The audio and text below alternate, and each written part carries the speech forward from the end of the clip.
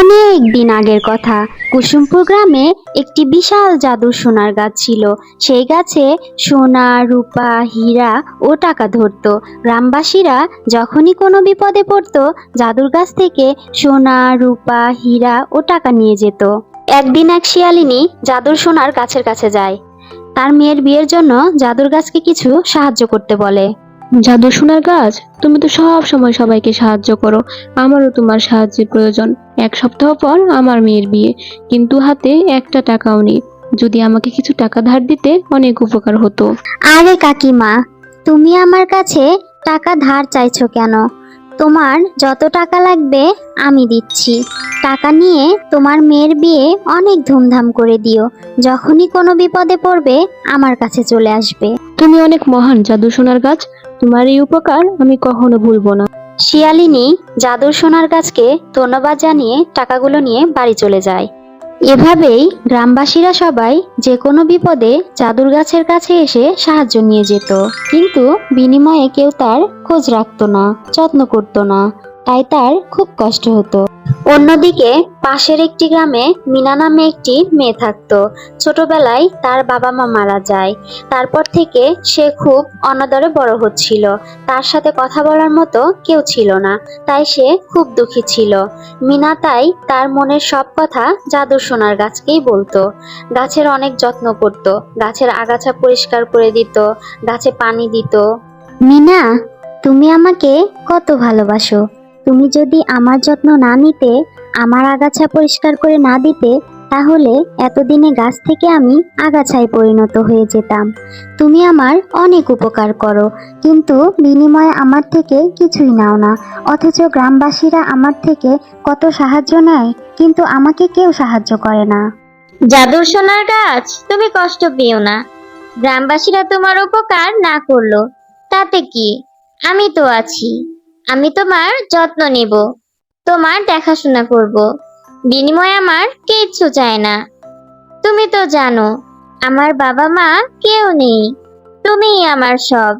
তোমার সাথে কথা বলতে আমার অনেক ভালো লাগে। এভাবেই তাদের দিনগুলো অনেক ভালোভাবে কেটে যাচ্ছিল। এদিকে একটি শাকচুন্নি জাদুর সোনার গাছের কথা জেনে ফেলে। শুনেছি জাদুর সোনার গাছের নাকি অনেক শক্তি। একবার যদি আমি সেই সোনার গাছের সব শক্তি কেড়ে নিতে পারি, তাহলে আমি শাকচুন্নিদের মধ্যে সর্বোচ্চ শক্তিমান হব। আমাকে যেভাবেই হোক জাদুর সোনার গাছটি খুঁজে বের করতে হবে। শাকচুন্নিটি জাদুর সোনার গাছটি খুঁজতে বেরিয়ে পড়ে।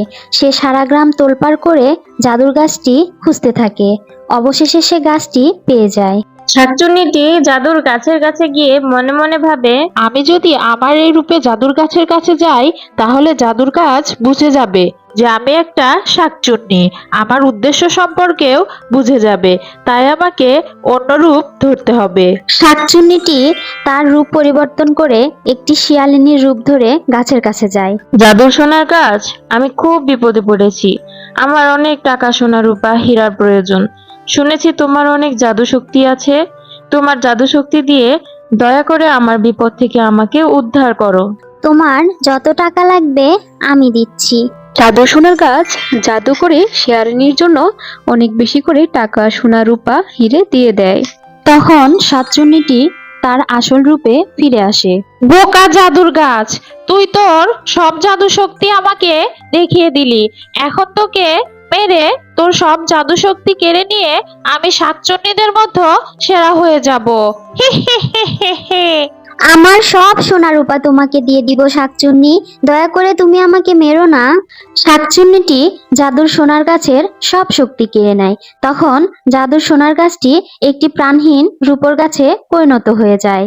তারপর শাকচুন্নিটি জাদুর সোনার গাছের সব জাদু শক্তি কেড়ে নিয়ে গ্রাম ছেড়ে পালিয়ে যায়। তারপর গ্রামবাসীরা গাছটি কেটে ফেলার সিদ্ধান্ত নেয়। এই গাছটি তো এখন আমাদের কোনো উপকারেই আসে না। এটি তো একটি প্রাণহীন গাছে পরিণত হয়ে গেছে। এটাকে রেখে এখন আমরা কি করব? চলো সবাই মিলে গাছটি আমরা কেটে ফেলি, অযথা জায়গা দখল করে আছে। জাদুর সোনার গাছ, তোমার একই হাল হলো।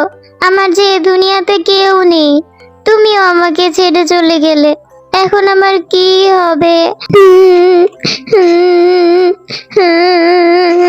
মিনা এভাবেই জাদুর গাছের কাছে বসে কাঁদতে থাকে। মিনার চোখের পানি গাছের শিখরে গিয়ে পড়ে। গাছটি তখন একটু প্রাণ ফিরে পায়। মিনা, তোমার চোখের পানি আমার শেকড়ে পড়ায় আমার ভেতরে যতটুকু প্রাণ ছিল তা জেগে উঠেছে। তুমি আমাকে কথা দিয়েছিলে তুমি সব সময় আমার বিপদে আমার পাশে থাকবে। তুমি তোমার কথা রেখেছো মিনা। এমন কি কোনো উপায় নেই যাতে তুমি আবার আগের মতো জাদুর সোনার গাছে পরিণত হতে পারো? উপায় আছে মিনা।